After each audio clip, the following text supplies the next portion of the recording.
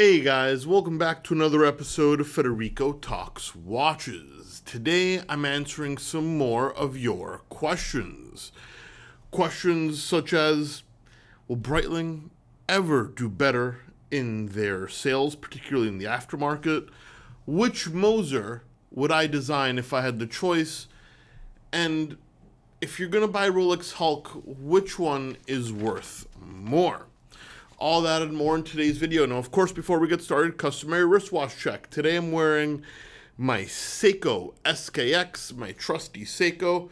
Absolutely loving it on the OG Jubilee bracelet with no modifications. And also, guys, don't forget to check out DelReyWatch.com. We just got in the Grand Seiko Godzilla. Full box, full papers, cheapest one out there. A very rare Girard Perregaux Laureato with the Tiffany blue and Arabic dial, limited edition to the UAE. We also have the salmon dial variant. These are extremely limited to 50 pieces and 18 and 28 pieces respectively. And a vintage Zenith A385 chronograph fully serviced on the original Guy Frères bracelet. Something you're not gonna find every day. Only at DelReyWatch.com, link in the description below. Anyway, guys, these are the questions you asked on my Instagram account, at Federico Talks Watches. You're going to see a Q&A picture pop up a few times a month. When you see that picture, feel free to ask your questions. And when I have enough questions, I remove the picture. Please do not DM me. I do not check them. The first one is from Charlie Lochner. Hey, Fed, do you see Breitling ever doing better in aftermarket sales?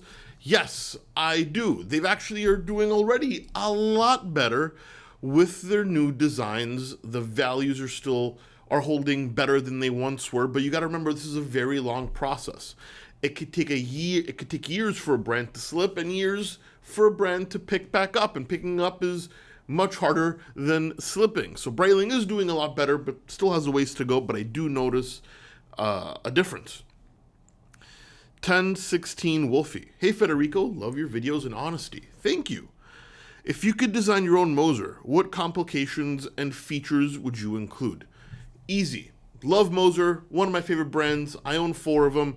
I would create one with my favorite complication, and that is a world time. In steel, with a gold option, on a leather band, not a sports watch, an Endeavor, world time.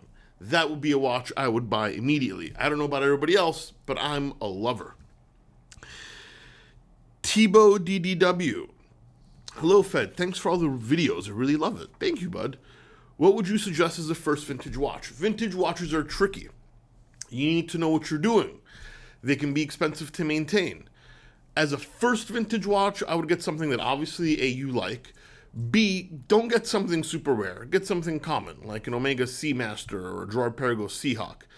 And C, try and get something that won't cost too much to service, as most vintage watches are sold unserviced. Also, plus, it's a plus for if the watch isn't hard to get parts for. So I would definitely weigh that in. Then once you get more experienced, feel free to dabble in the more exotic. D. Mastoras. Yasu Federico. Yasu. Greek, by the way. I see there's an auction. There's an auction for 11 new old stock Rolex Hulk. One from each year of production, 2010 to 2020. In general, when buying a discontinued watch, does the year matter? I.e., is the first or the last? Well, let's say it's the same reference number and nothing has changed, right? Now, that's not the case for normal Submariners. Normal Submariners, some have tritium dials, Swiss-made dials. The original Kermit had the flat 4, but if nothing has changed, like the Hulk, then the most valuable one is the last year of production. It's going to have the newest card, it's going to have the newer style card, but the watch itself is the same. At least as a dealer, we do put a premium on the newer the watch is if everything else is the same. Jack Ryan ER. Hey Fed, love the videos. What do you think of bronze watches? I hate them. Hate how they look. I hate how bronze feels on my skin. Oh God, I'm getting the shivers just thinking about it. And I very much dislike how it ages. Now, I'm not saying it's an awful material. Some people love bronze watches. I don't. I hate tactile. I just hate the way they feel. I don't like how they age. I don't understand the premium. I think it's a passing fad. However, that's just my opinion. But yeah, I will never buy or own a bronze watch. Anyway, guys, that's it for me today. Please don't forget to give this video a thumbs up. Really does help. Don't forget to subscribe so you don't miss any more content. And of course, I'll catch you in the next one. Take care.